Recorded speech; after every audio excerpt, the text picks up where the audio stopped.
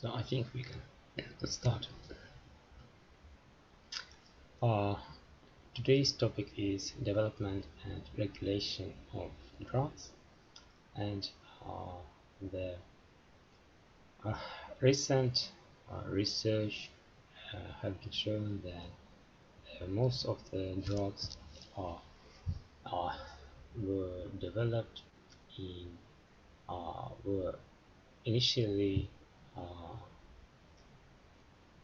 originated from the universities and uh, research institutes, and further, uh, these drugs usually are developed in pharmaceutical companies because the development of drugs requires much investment and also the integration of many technologies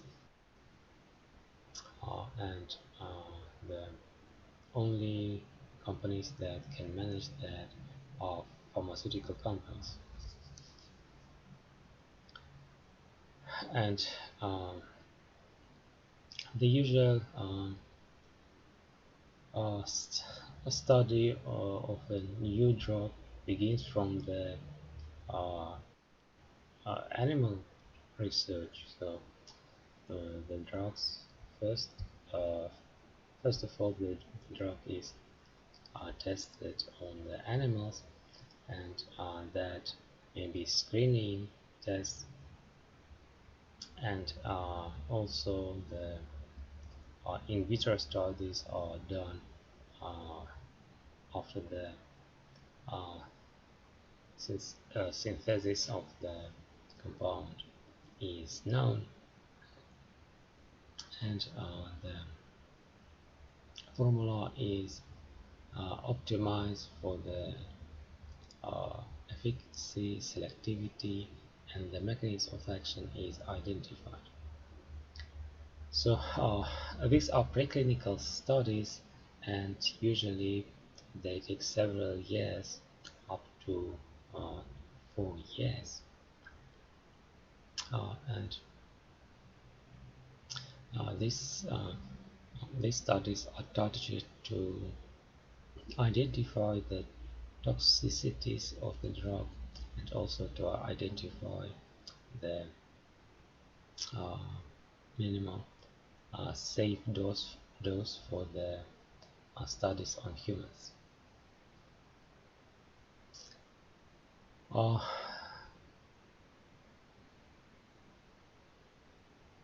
Most of the time, uh, these these studies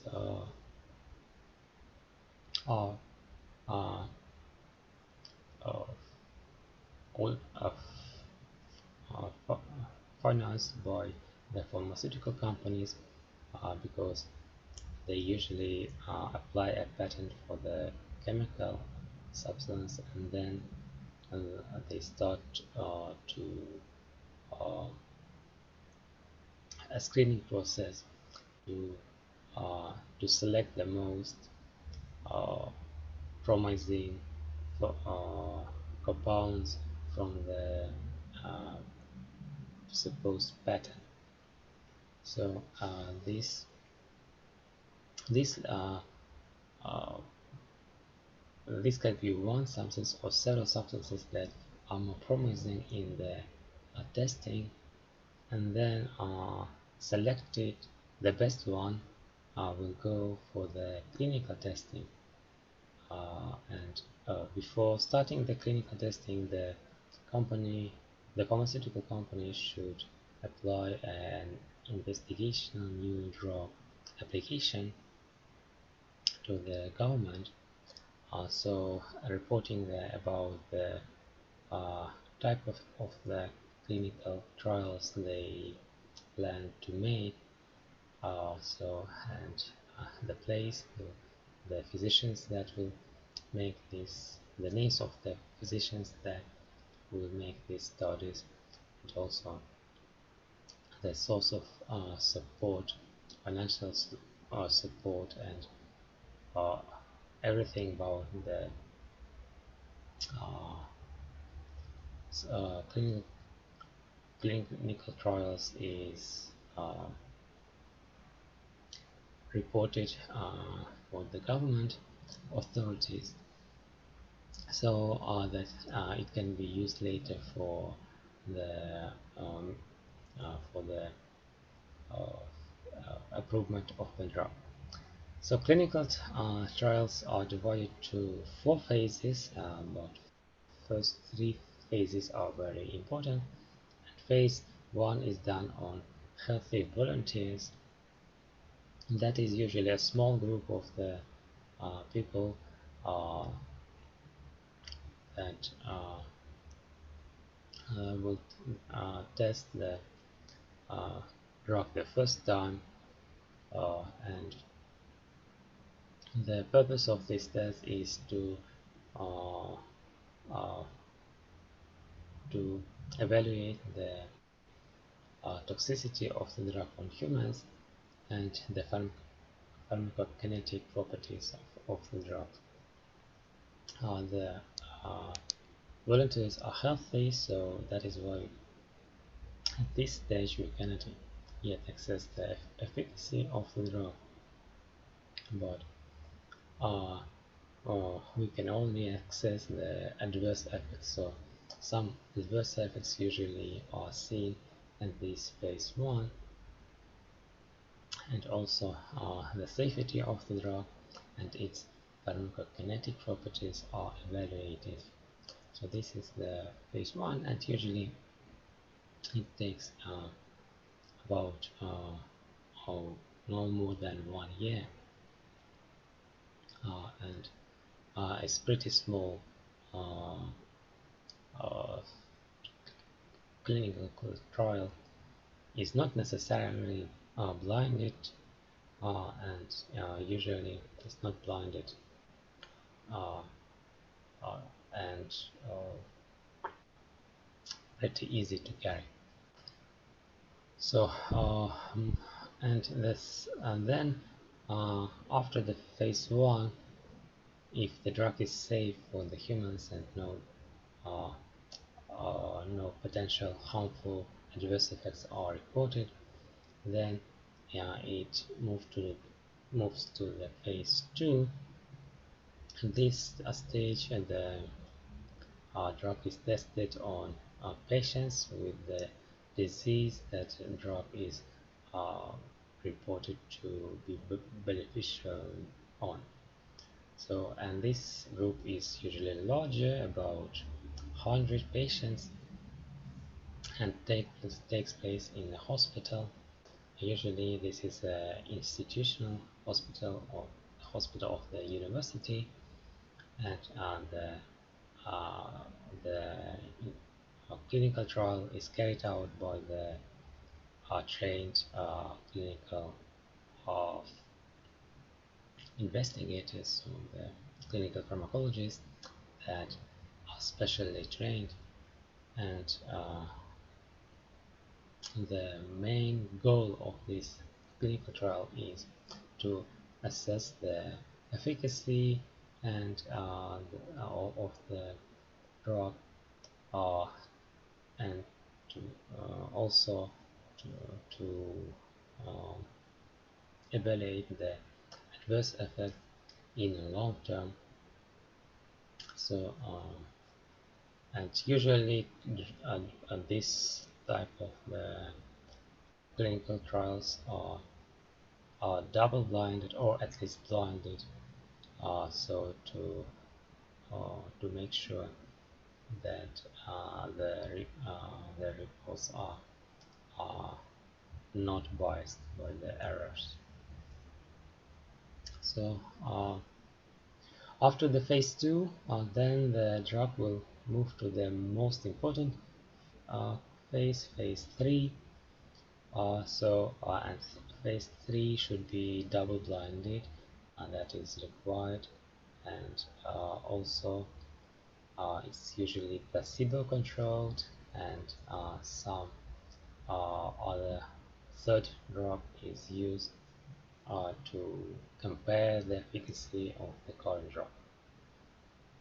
and that trial is usually multi-centered trials, so that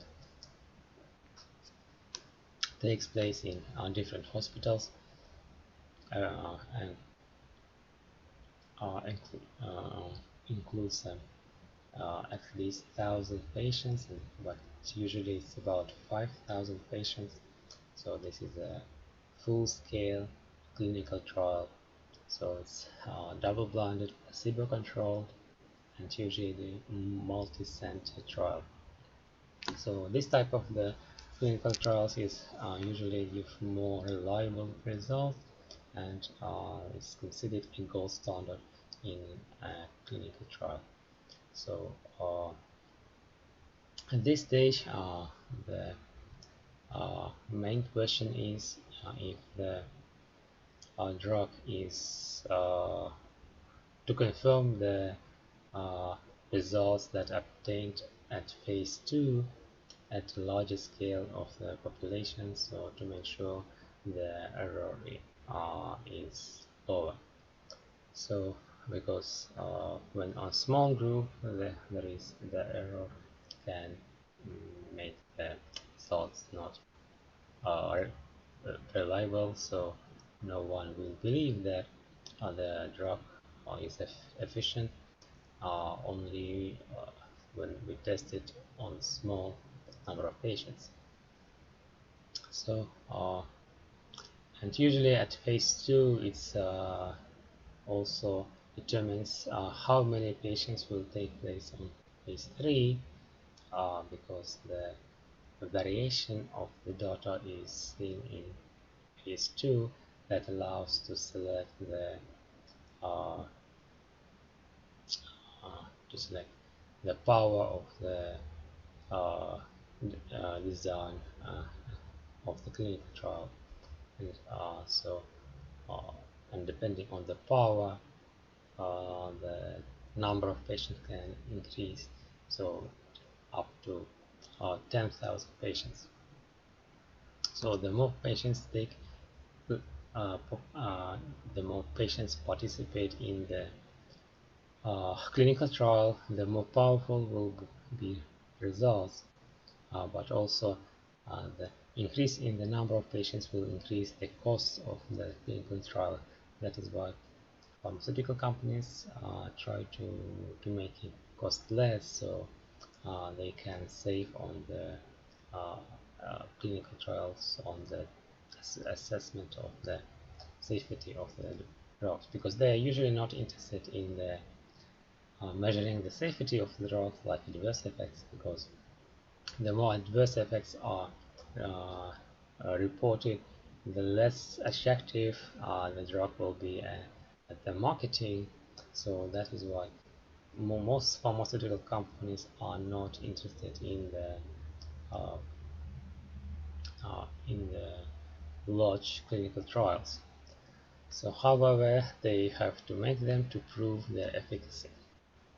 So then, after the phase 3 is over, all data obtained from all 3 phases are reported to the authorities of the government with the new drug application, and then usually in about 1 year, the, if everything is good and there are no any complications, deaths, and the adverse effects that are serious, so then the uh, the company will be granted the marketing, so they can start selling the drug, and then the phase 4 starts, that is post marketing surveillance, that actually uh, directed toward uh, the